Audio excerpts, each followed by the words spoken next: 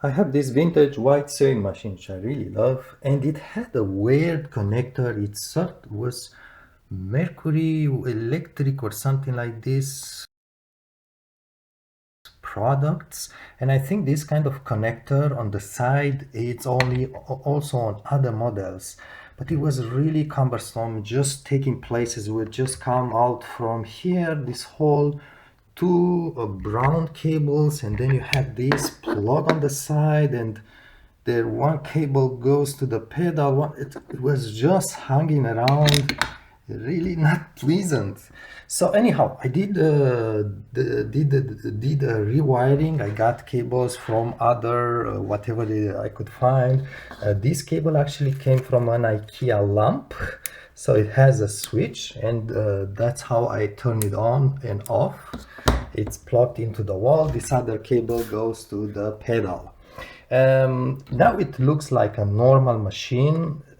I'm not going to lift it to show you how I did it inside, because there is like a box here running along, so I did have to put a hole with a drill, put another hole, then the wires go to the machine. So you need to be careful, because when you flip the machine up and down, it's important not to crush the wires or not to stretch them. So okay, perhaps I'm going to film inside. I'm just going to edit the movie after this.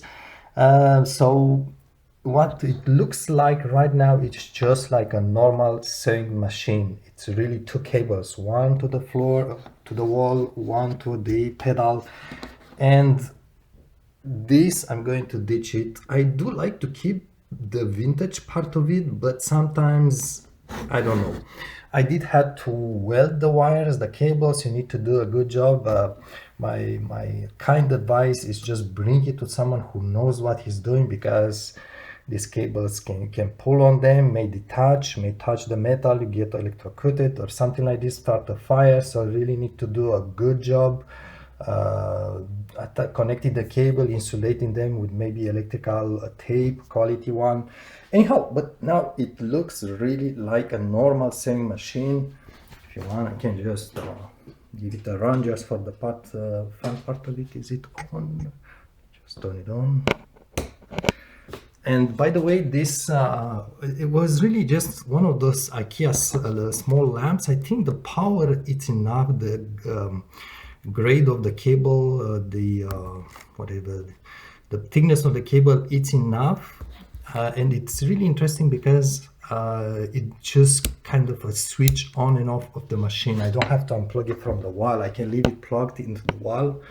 So just need to switch it on and off. A very quiet machine, really quiet. I also have a Singer 4-1 which is on the operating room table, and this one, which is direct drive, is not near as silent as the white one. So yes, it works. Now downside, you notice there was a hole through to pass the cable, the original one, and the original cable, actually this piece which sitting on the bottom has kind of plastic tabs. You just lift it from there. I think there is a screw in the center as well. I do have a video where I show how to open this piece, which is a challenge with a big C. It's really not easy. Now the cables are no longer coming here, so if you put the cover on, which I do have the cover, you can no longer just, the cover has two clips, you can no longer transport it with the cable inside. So this is, if you like, a sort of a downside. You just need to kind of roll the cable and keep it on the side of the case, not inside like before. But now I'm just using this for storage, because this machine doesn't have any kind of storage, only this sort of a small box. So let's just flip it. I'm not going to film flipping it, because you know this machine likes to break your back. So let's just film again what's underneath. This is how it looks inside. Before, the cable was passing and coming out from there. I did drill one hole here and another one. You notice there is kind of a channel. I'll show in a moment. I think this is the cable for the motor. this would be perhaps, sorry, my throat.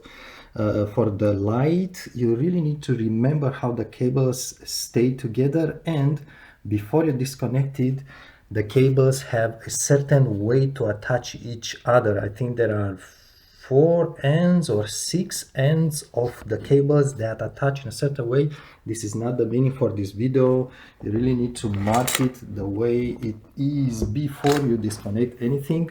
And if we look here underneath, you will see perhaps this is a bit of the original cable which I did keep, and then it's attached, it's soldered to the white one which I did use as a replacement. But again, you really need to mark them down, identify each one goes with which one, so you have the same operation and you don't start the fire. That's why I was saying, I would usually say bring the machine to someone who knows what he's doing, but I will have to add, do so only if you have a friend or a family person to help you carry this dinosaur, this elephant of a machine, because myself, I almost refuse to carry it by myself. I just ask someone to help me, and I will just grab it from one side, the other person, even just to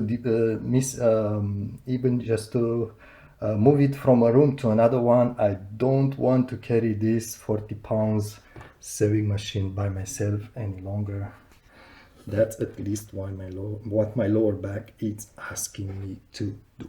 I was mentioning the caution about how you place those holes, how you drill them, where you drill them, how much cable you leave hanging here, because you have this kind of foot or whatever kind of stands. The machine is going to sit on this at the bottom, and you don't want to trap the cable between these stands and the bottom. That's a bad news. So that's why you need to do a good job. That's why I actually did place the hole right there where you see. This is about the amount of free cable that just can flex and does not get trapped into this stand or foot or whatever you call it. Wanted to add one extra little thing, is that this machine had kind of a bump here. You see, that's the top piece of plastic right here at the top. This was actually a plastic tab, which will hook on the side of the machine. You can see the chip on the paint. That's so for some reason the machine doesn't flip by itself while it's being transported. I don't think it's going to ever happen to have this machine flip open by itself. So, and this tab was really annoying. It's really stiff and hard, and when you want to flip the machine to one side like this, so I just give it a good kick and just, I think I use the pliers to break off this. The piece of tab is just still a small bit on the top here. Remaining doesn't change anything, so it's no longer securing. If you want the machine, it's no longer grabbing on it, it's moving freely now. It was really annoying design, and I like to adjust the things to make them work the way I like it. Very, very nice machine, but I will call this if you want, I use the word Ferrari from Cars, not because it's fast, but because an old Ferrari, old exotic car, it's always going to be half pleasure, half pain. And this is exactly how this machine is. It's such a quirky machine to use, but when you work on it, when it's running, it's such a pleasure to use it. It's just the operation of those switches, handles, and even the owner manual, which I have, it's a mess. It's missing half the information, the original one. And there are things on this machine that I don't understand what they are. The S here, I don't know what it is. I always keep this to M. This, it says here S5. So you have 1, 2, 3, 4, 5. It says S5. I don't know what the S is standing for. This switch here needs to stay there, I think, for straight stitch at M. It's at all the way to the right at him. Then it's all the operating ways that you actually, if you want to move this, change position for the pattern, you actually need to put this guy at the very right. And to put this guy at the very right, you need to keep pressing the R button. Only then you can move this guy to the very right, and only then you can adjust this guy. A old Ferrari for real. Thanks for watching.